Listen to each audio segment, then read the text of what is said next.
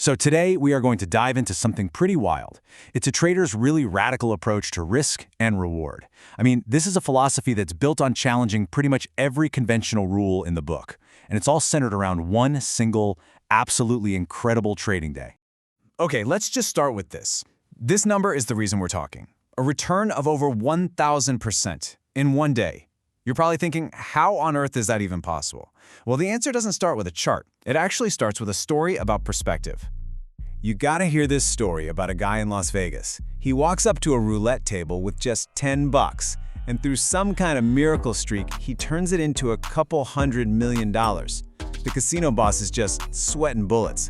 The guy puts it all on one final spin, and poof, it's all gone. He goes back to his hotel room and his wife asks, "So how did you do?" And he just shrugs and says, I only lost $10. It's an extreme example for sure, but it perfectly sets up the philosophy we're about to unpack. It is all about how you frame your starting risk. So here's how we're going to break this down. First, we'll keep that mind-blowing 1,000% day at the center of everything. To even begin to understand it, we have to talk about what he calls the 1% problem, the standard rule he just threw out the window. Then we'll get into his core idea, this philosophy of discomfort. After that, we'll look at the play-by-play, the anatomy of that extreme trade. And we'll finish up with a really crucial warning from the trader himself. All right, let's get right into the heart of the conflict here, because this trader's whole method is a direct assault on what is probably the most sacred rule in all of risk management. So look at this. On one hand, you've got the advice every trading book gives you. With a $100,000 account, you risk 1%. $1,000. Your number one job is to protect that other $99,000. But our trader here looks at that and asks a totally different question. He says, wait a minute, why is $99,000 just sitting on the sidelines doing nothing? His whole point is, if you're not planning on using that capital, why is it even in the account in the first place? And you know, this wasn't just some academic debate for him. It really came from this deep, nagging frustration. He felt like by sticking to that 1% rule, even when he nailed a trade, even on his absolute best days, the profits just felt small. The reward didn't seem to match the skill or the opportunity he saw. And that's what sent him looking for a totally different way to do things. And this path he found, well, it wasn't about finding some magic indicator or a secret pattern on a chart. It was all about psychology. He came to believe that if you want to get these massive returns, you have to master your own mind. You have to conquer your emotions, not just the technicals. And this quote right here, this just sums up his entire worldview. The idea that genuine, game-changing progress only happens when you step outside your comfort zone. If a trade feels easy, if it feels safe, you're probably playing so small that you're also capping your potential upside. The whole goal is to lean into that discomfort. So how does this actually work in practice? Step 1, shrink your account. Instead of putting your whole 100-grand nest egg on the line, just deposit a fraction of it, say $10,000. Step 2, get ready to risk a huge chunk of that smaller account, maybe even all of it on one idea you really believe in. Now, step 3 is the psychological magic. When you know you only have 1 or 2 bullets in the chamber, it forces you to be incredibly patient, incredibly selective. And finally, step 4, you have to embrace that uncomfortable feeling of taking that big, calculated shot. Okay, theory is one thing. Let's see how it all comes together in the real world. We're about to walk through the actual day where this trader put his entire philosophy to the ultimate test and turned about $40,000 into almost $500,000. So, the day starts at 7 a.m.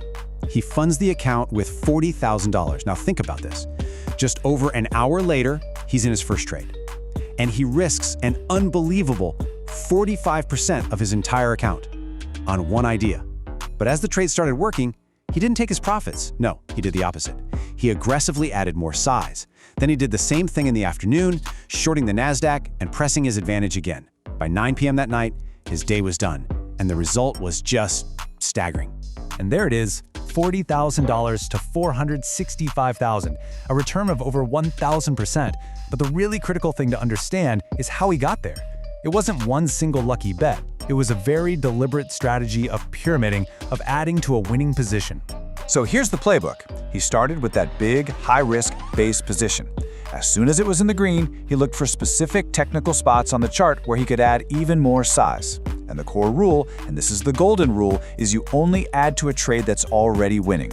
You are pressing your advantage. You're not averaging down on a loser. He just kept doing this, using the market's own momentum all the way to his final profit target. Okay, we have to hit the pause button here for a second. This is really, really important, because what we just walked through, that's the highlight reel. The trader himself is so clear about this. This is an exploration of what's possible. It is not a blueprint that he thinks everyone should just go out and follow. And this is a direct quote from him. It's absolutely vital.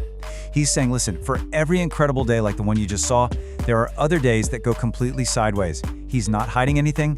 This strategy carries immense risk, and it leads to huge losses when it doesn't pan out. This is not a get-rich-quick scheme. It is a high-stakes, high-risk way to try and capture huge market moves. So let's be crystal clear about a few things. First, this is not for everybody, not even close. It needs a very specific kind of market, a trend day, which only happens maybe 1 out of every 5 days. It demands an iron stomach to watch your account swing up and down by massive amounts and not panic. His own results aren't some smooth line going up. It's super volatile. The whole reason for sharing this is to make you think, to provoke thought about your own approach to risk, not for you to go out and try to copy him. Which really leaves us with this final question. I mean, risking nearly half your account on one trade is obviously an extreme example.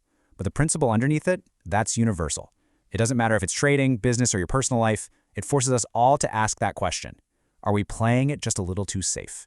Could it be that our biggest rewards are waiting for us right on the other side of what feels comfortable?